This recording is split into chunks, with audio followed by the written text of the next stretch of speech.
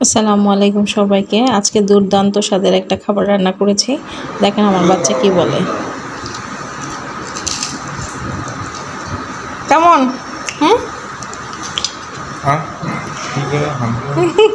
কেমন কেমন বলো, দেখাও আঙুল দিয়ে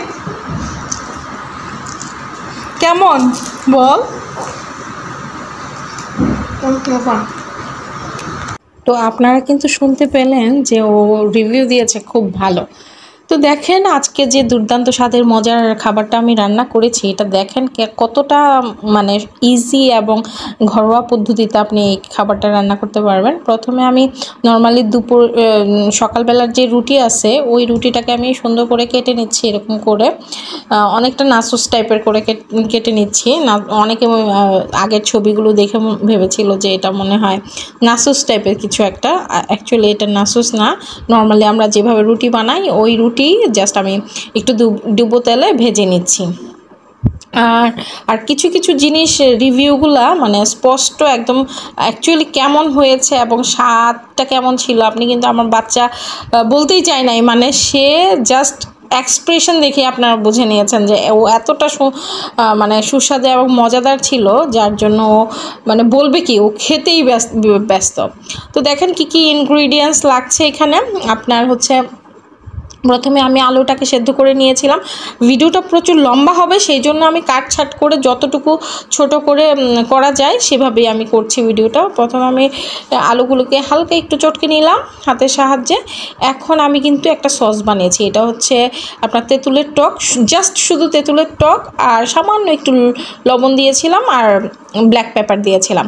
এখন এটাকে একটু সুন্দর করে পেতে দিচ্ছি। এখানে পরিবেশনটা অনেক বড় ব্যাপার এবং এই খাবারটা যে কী মজা আপনি না খেলে বুঝতে পারবেন না। আমি দেখে আমার জিভে জল চলে আসতেছে এখন। তো একটু আবার লবণ ছিটিয়ে দিলাম, একটু আপনার ব্ল্যাক পেপার দিলাম। এখন এই পর্যায়ে দিচ্ছি আমি একটু মনে হয় জিরা ফাঁকি হালকা আর কি। তো এখন আমি শসাগুলিকে ভালোভাবে ছড়িয়ে ছিটিয়ে দিচ্ছি প্রত্যেকটা জায়গায়। তারপরে হচ্ছে টমেটো কুচি দিয়েছি। আর মানে খুবই ইজি একটা রেসিপি বাট খুবই মজাদার, এত মজার ছিল। তারপর লেবু, একটুখানি লেবু চিপড়িয়ে দিচ্ছি। আপনাদের একটা জিনিস মাথায় রাখতে হবে, এইখানে যা যাই উপকরণ আমি দিয়েছি সবগুলো আপনারা ইউজ করবেন। এখন পেঁয়াজ কুচি, একটুখানি কাঁচামরিচ কুচি আর দেবো ধনেপাতা কুচি। আমার বাচ্চা তো আমাকে বলছিল যে আম্মু আর একটু কাঁচামরিচ দাও, মানে আমি তো ভয়ে ও খাবে এই জন্য মানে মরিচ দিতে চাইনি, কিন্তু তারপরেও মরিচ যাচ্ছিল।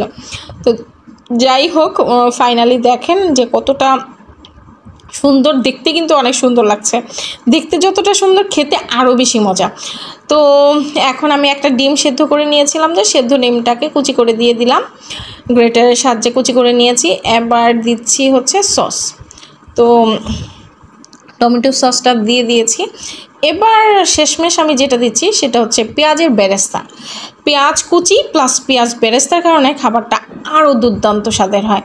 আর গরম গরম এই যে নাচুস টাইপের একটা ভাজার সাথে আপনার খাচ্ছেন এই খাবারটা এত মজা ছিল।